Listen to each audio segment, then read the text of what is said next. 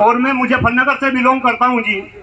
और मेरी खासियत ये है, कभी मेरे बाबा जी भी शिक्षक थे, मेरे मम्मी पिताजी भी शिक्षक थे, और आज मैं ITS engineering college greater Noida में प्रोफेसर हूँ। मेरी वाइफ अमेठी यूनिवर्सिटी में प्रोफेसर है। लेकिन शायद आप में और मेरे में ये समानता है कि मैं प्राइवेट क्षेत्र में काम कर रहा, और यहाँ पे जितने भी मोस्टली लोग बैठे आप सरकारी क्षेत्र में काम कर रहे। और चूंकि मुझे 2 मिनट बोलने का समय दिया गया, बस मैं तो आपसे एक निवेदन कर रहा जी, और ये निवेदन भी मैं अपने अनुभव के आधार पर कर रहा। भाई साहब यहाँ पे बैठे कुछ लोगों को ये पता होगा, अभी 2 साल पहले MLC के चुनाव हुए थे, और मेरठ सहारनपुर मंडल से मैं शिक्षक वर्ग में चुनाव लड़ा था जी। तो मैं इस देश में 4 मुद्दों पे काम कर रहा, शिक्षा, स्वास्थ्य, पर्यावरण और देश की बढ़ती हुई जनसंख्या।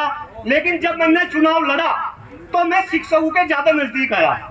मैं इंजीनियरिंग कॉलेज में काम कर रहा, वाइफ अमेठी यूनिवर्सिटी में काम कर रही, हमारी भी अच्छी सैलरी थी। लेकिन जब मैं 9 जिलों में घूमा मेरठ सहारनपुर मंडल के, तो मुझे ये पता चला जी कि इस देश में, मैं भी पहले ये सोचता था कि इस देश में शिक्षक का मतलब केवल सरकारी शिक्षक है, लेकिन नहीं, अब हमें समझना पड़ेगा इस देश में अब 70% शिक्षक गैर सरकारी क्षेत्र में काम कर रहे। और भाई साहब देखो, किसी को गलत लगे तो मैं माफी चाहूं, आपकी तो शायद अच्छी सैलरी होगी, वे शिक्षक तो बेचारे 55 और 10-10 हजार रुपए में काम कर रहे। क्यों भाई, हम सब इकट्ठा होकर नहीं लड़ सकते क्या?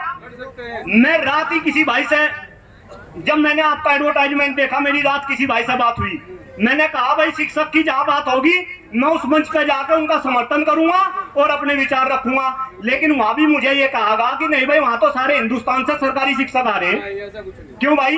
खैर वो बात गलत हो गई जी। मैं तो आपको बस एक मंत्र देकर जा रहा, हो सके आपकी तो एज इतनी बड़ी है, मैं तो आपके सामने बच्चा समान हूं।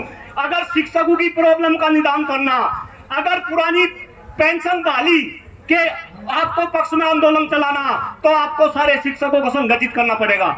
इसका जीता जागता उदाहरण अभी किसान का आंदोलन हुआ जी 1.5 साल पहले, और इस देश के बुद्धिजीवी लोग जो भारतीय जनता पार्टी के समर्थित लोग थे, वो केवल एक ही बात कहते थे कि मोदी सरकार अपने डिसीजन से झुक नहीं सकती।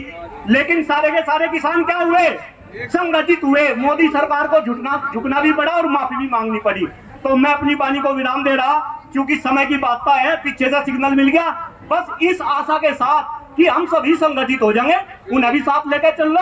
और जहां भी अगर शिक्षक के पक्ष में कोई आवाज उठाने की जरूरत है, भाई डॉक्टर कुलदीप मलिक को जहां भी याद करोगे, 24/7 आपके बीच में बैठा मिलूंगा। इस आशा के साथ जय हिंद, जय भारत, भारत माता की जय, जय शिक्षक। बहुत बहुत धन्यवाद, थैंक यू।